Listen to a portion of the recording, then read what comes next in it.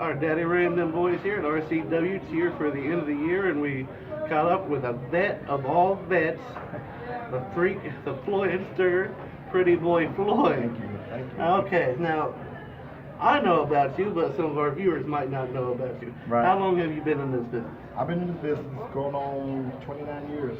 29 years. Almost 29 years, yes. And what got you into the business? Oh my God, we go way back in time to the UIC Pavilion days in Chicago, working with WCW, and started off with a ring crew there, and then one thing led to the next. I was traveling, filming shows and doing merchandise, selling and stuff, and then I became a merchandise manager for WCW, and then one thing led to the next, training with the boys and everything and stuff, and then finally got a way to find out how to do indie shows and everything, and then one thing led to the next, and progressed from there. Alrighty, Yeah. so who inspired you to become a wrestler? I mean, just always been a fan, or was there somebody that really stuck out to you, like, okay, I really want to follow this?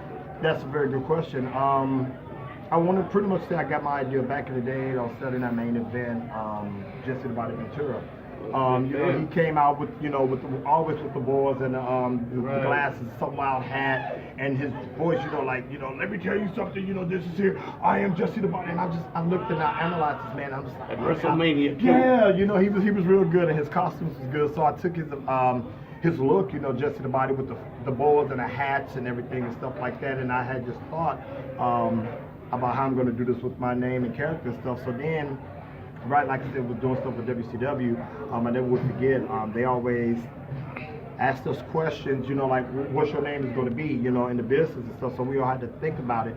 So, a lot of people back there was using a name like the Masked Assassin or the Blue Demon or the Red Demon or the Green Demon and stuff like that. And then back then I came up, I thought about when I did a thesis on Pretty Boy Floyd, the actual Italian Mafia, his name went in my head, Pretty Boy Floyd. And so I told them that and everything, so everyone was like, oh yeah, here's this little flamboyant named Pretty Boy Floyd. But then when they start picking wrestlers and everything and stuff, it's like, well, you're good and everything and stuff like that, but we got a Blue Demon, we got a Red Demon, we got, some plain names. But then when they heard Pretty Boy Floyd, they was like, step to the side, we're gonna have a meeting, I like your name. So then they start matching the names up and stuff, like Pretty Boy Floyd versus, they just say Mark Jones, or Pretty Boy Floyd versus this and that, and it just had that click, Pretty Boy Floyd. So I kept it around with it, and it's been really good for me. It's been a huge success.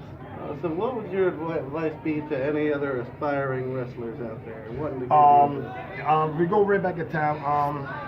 I'll say with Just the Body or whatever, I kind of would say like wrestlers like Dick the Bruiser, of course. I remember watching that with my dad, and Bobo Brazil, Crusher, Jerry Blackwell. From that point when I started as in my childhood days, and then growing up and then start seeing wrestlers like Randy Savage, Ric Flair, Jerry Lawler, Austin Idol. We go the Fabulous Ones, the Road Warriors, those type of guys, the Rock and Roll Express, the Midnight Express, the Fantastics. Those guys, Bruiser Brody, Abdullah the Butcher, really, Stan Hansen, these are hardcore veterans that what I grew up with, and all watching these different feuds and stuff has inspired me, So what would be your advice to a young guy who is wanting to get in the business? Say that again? What would be your advice to a young guy that's trying to get in the business? Not to be, listen to people, take advice. You got to put two and two together with the things. This business is really cutthroat. It's very, very family orientated. Someone if their father or their uncle, and it goes down a generation and everything. And if you don't really have that connection, it's just kind of hard. But you can't push yourself with promotion. Be unique and different. That's what I did, and that's what got me where I am today. You want to be creative. You want that name that's going to stick out. Like I say, for example, you put my name with like Pretty Boy Floyd versus John Cena. You hear that sound? Or you put Pretty Boy Floyd versus Daniel Bryan, or Pretty Boy Floyd versus Triple H. It just, it goes when you hear Pretty Boy Floyd. Right? That's just an example. So you want to be creative. You want to be different. You want to have something that's not out there and just run with it. Listen to the vets, and it takes some time to put two and two together. You get a show here that may treat you one way, you get another show treat you another way, but then you put the right and wrongs, you put it together, and you grow from it. It just takes time. Anything you want to say to the people out there that might know you or might not know about the Freak? Well, I'm freaky, stay freaky and everything and stuff. God bless.